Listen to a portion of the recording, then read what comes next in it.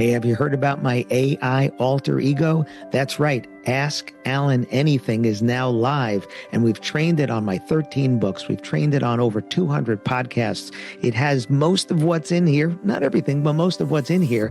And you can, when you're sitting around going, gee, I wonder what Alan would do in this situation, or I wonder what Alan would say in this situation. Well, now you can. Go to whatwouldallansay.com. Enter the coupon code podcast because you're going to get half off. It starts at only $10 a month. And now when you're thinking, I wonder what Alan say, now you can actually ask. Go to whatwouldallansay.com, enter the coupon code podcast, and start asking me anything.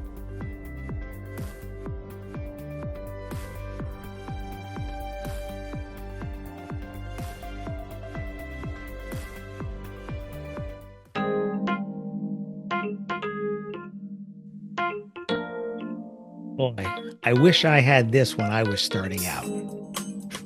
Listen to this episode. See what I'm talking about. Welcome to another episode of the Wedding Business Solutions Podcast. I'm your host, Alan Berg. I'm a speaker, author, sales trainer, website reviewer, and I help businesses like yours sell more, profit more, and have more fun doing it. Enjoy this episode. Hi, it's Alan Berg. Welcome back to another episode of the Wedding Business Solutions Podcast. I just finished another sales book, and I was just thinking about how when I started out in sales, I didn't read any books. I actually got the job. Well, I should say I started in sales when I had a rock and roll band when I was a teenager, and we had to sell that. So I guess I was in sales then.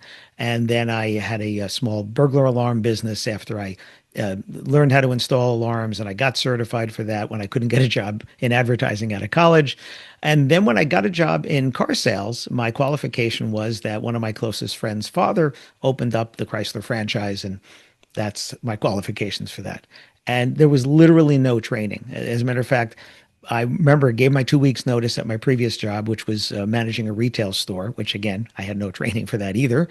And I went to my friend and I said, hey, I want to learn about the product. So, give me something to learn about it. And he said, well, you know cars, you love cars. We've always loved cars. I said, yeah, but I need to know these cars, like about these. And no joke, he spins around in his desk chair and pulls these two binders off the shelf that haven't been touched since they came in at the beginning of the model year. And I kid you not, he literally blew the dust off of them and handed me these binders, right? No one else in the dealership cared. No one wanted to learn about it. I couldn't imagine. That was my first foray into training myself on the product. Forget about how to sell. That was on the product. And there was no other training. There was no sales training. It was, there you go on the floor and just do it. And then I did that for 6 years. I ended up being one of the top 50 Chrysler salesmen in the country. I also kept studying the product knowledge, and then they had competitions, and I was the national product information champion the first year they held the competition, the second, the third, the fourth. Yeah. So I'm a learner. That's what I am. But there was no formal training.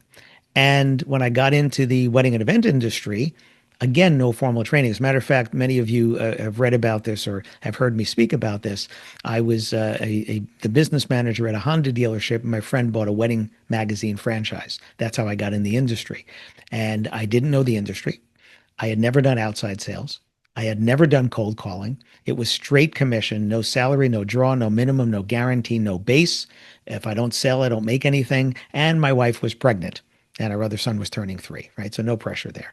But I had to teach myself outside sales. I had to teach myself cold calling. I had to teach myself the industry, right? All of those things. There was no jump start. I've just finished reading the sales book, and I said, gosh, if I only had even one book back then or one course back then, how much more could I have done than I already did? Like the things you don't know what you don't know until you know them, right? And I read sales books all the time. Now I do audiobooks, so I'm listening to the sales books. And I love books on decision making. This was a straight sales book. It was called Sell the Way You Buy, which is interesting because I tell people don't sell the way you buy, sell the way they want to buy, right? But it's the idea of the book is if you wouldn't do this, you wouldn't want this done to you, don't do it to somebody else, right? That was the whole gist of the book. I'll talk more about that in another episode. But I was just thinking about all the conferences that we have now, and the courses and the books and the podcasts, and not just mine, but all these opportunities you have. So I started looking up. I actually went into Perplexity. And I was driving, and I went into Perplexity, and I said, I want to talk about stats. I want what difference does training make? Because our industry is filled with people, maybe yourself, who, like me, just fell into it. And, I was good at sales. I didn't know the industry, but I was good at sales because I already had 10 years of sales under my belt, probably more if you count, other stuff that I had done. But, think about if you're a photographer, if you're a DJ, or if you're a florist, even a lot of people that work at venues, what sales training have you had? Right? If you're a craftsperson, like a videographer, a photographer, a florist, or even in a dress shop, what formal training have you had? So here's what I found. Just a few of the things that I found. Just you could do it yourself. Go on to Perplexity or go on to your favorite AI. I like Perplexity for research. It cites where it's getting from the source. It has current information. It's better than Chat for that. Okay. Or Claude for that matter. So one of the things, companies with robust sales training programs report up to 53% lower employee turnover than those without such programs. Now, I know a lot of people are afraid to invest in sales training because they say, well, what if I train my people and then they leave? And the answer to that is, well, what if you don't and they leave sooner, right? So at least while they're there, they'll be more productive. And maybe if you keep investing in them, they will want to do more. When I was at the Knot and I was doing the sales training, I did all the sales training. So many people that came in, and we would fly them out to Omaha to the office there, and we'd spend a week with them. And so many people said to me, I've worked at other jobs and no one's ever spent this kind of time with us before we started doing the job. And exactly, we wanted to set you up for success, wanted to do that. And it's funny because we had this big training manual and I never opened it. And it drove the people crazy that made it because they made it from a lot of the materials that I helped them with. And they said, why don't you open this? I said, because that's like opening the owner's manual in your car to learn how to drive. It teaches our products and services and the rules and what goes with what and what can you sell and what not and how and all these terms. It doesn't teach you how to sell. That's what I do. And that's what I did at the Knot. And that's what I do now for people like you, one-on-one, small groups, masterminds, and so forth. Here's another stat. The average ROI, return on investment, for sales training is 353%, meaning for every $1 invested, companies see over $4 in return. You invest in your people and you get it back.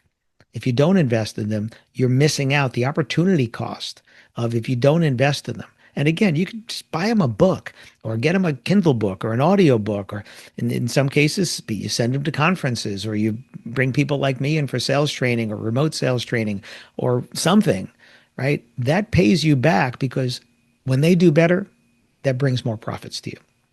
And then here's another one. Quality sales training improves individual rep or owner performance by an average of 20%, a measurable and immediate advantage for small teams. And that's pretty much everybody in the wedding and event industry. And even if you're a bigger company, each of your people in the small, in their individual venue or whatever, is a small team. So what are you doing to invest in them? Because boy, I just finished this book. I had this epiphany. Gosh, I can't even count how many sales books I've read. I mean, just Audible said last year I listened to 70 books. Now, some of them were more fun, shorter, entertainment based, like Words and Music with Snoop Dogg or Elvis Costello, just so many things like that. James Taylor, Sheryl Crow. I mean, those type of things also. But I would say that at least 20 to 30 business related books a year I listen to. And I'm not asking you to do that. I do the audiobooks because it's easy for me when I'm working out, walking, driving and stuff. But even one, even one book with one idea, that 20, 30, $40, whatever that book cost, that pays you back dividends because that one idea could get that one more sale. That one idea could handle the next objection. That one idea could give you more confidence. But boy, I wish I had this kind of stuff when I started out. I'm sure it was there. I look back and I think there were Harvey Mackay and Jeffrey Gitomer maybe and some other people. I think 20, 30 years ago probably had some of this stuff out there. I didn't know. I didn't know to look for it. Nobody I knew was using stuff like that. They certainly didn't teach me this in college. So what are you going to do to set your people up for success for the new year? What are you going to do to set yourself up? I remember when I was selling weddings and selling wedding advertising, and I went to this one photographer, and his bookshelf had half photography books and half business books. And he wasn't the best photographer, but he had a better business than most other photographers. That should have given me, now that I think about it, that should have given me some ideas to go get some business books back then. But, we always think we know better. So, my training through the years and my hands-on experience has given me what I needed to do to be able to not only teach this, but also write it, right? I've lived it. I've lived it. I've done cold calling. I've done, sitting in a showroom waiting for people to come in. I've been on the phones, right? I've been literally driven 150 to 200 miles a day, knocking on doors like yours, trying to make sales. I've lived that, and I've owned businesses. So I've had to make payroll. I know what it's like to hire and fire and train and all those things, right? So it's my experience that lets me teach your people. And if your people are you, teach yourself, invest in yourself. Again, what's one book?